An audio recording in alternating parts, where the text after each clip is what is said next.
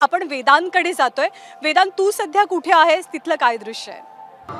ज्ञानदा, मी रामपथ मार्गावर आहे आणि इथे महाराष्ट्रातले सुनील कुंभार आपल्या सोबत आहेत, जे संपूर्ण या रामपथावर रांगोळी साकारतात। सुंदर ही रांगोळी पूर्ण अगदी लता चौकापासून ते पुढे लता मंगेशकर चौक ते पूर्ण हनुमानगडी आणि मग कुठपर्यंत राम जन्मभूमीपर्यंत पुलापर्यंत नेणार आहे। टोटल 2.5 किलोमीटरचा परिसर नेणार आहे। किलोमीटर किती वेळ लागतोय साधारणपणे रांगोळी काढायला? मला एका तासात मी 1 किलोमीटर रांगोळी काढू शकतो। क्या बात आहे, एका तासात 1 किलोमीटर तुम्ही रांगोळी काढता? रफ्तारसाठी मी स्पेशलिस्ट आहे। तुम्हाला हे काम दिलं गेलं की तुम्ही स्वयंस्फूर्तीने?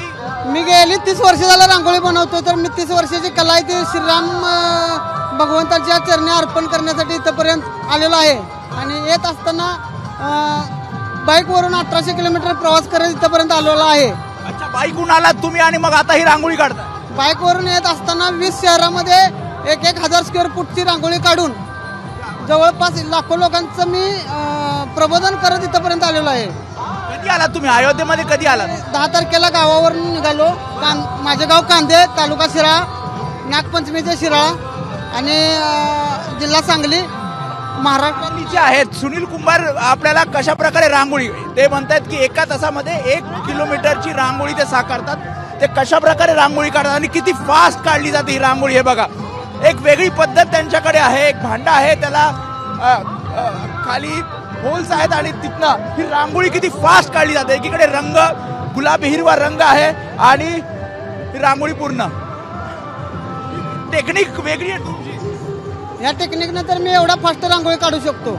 एकदा पुन्हा एकदा दाखवाल प्रेक्षकांना आपल्या? थोडंसं दाखवाल?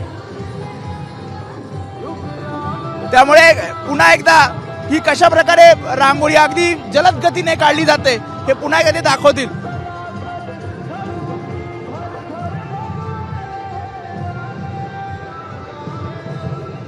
सुनीलजी, खरं तर अभिमान आहे तुमचा, ज्या प्रकारे तुम्ही हे सगळं प्रबोधन करत हे सगळ्या गोष्टी करतात। आणि बरोबर आहे, असे अनेक रामभक्त सध्या अयोध्येमध्ये आलेले आहेत वेदांत।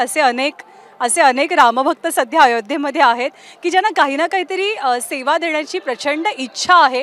अनेकांची ती इच्छा पूर्ण झालेली आहे। कोणी रांगोळीच्या माध्यमातनं, कोणी फुलं सजावटीमध्ये आपला हातभार लावतंय, कोणी लाडू वळण्याचं काम करतंय, कुणी इथे येणाऱ्या भाविकांसाठी भोजनाची व्यवस्था उपलब्ध करून दिली आहे, कोणी मंदिर परिसरात काम करतंय।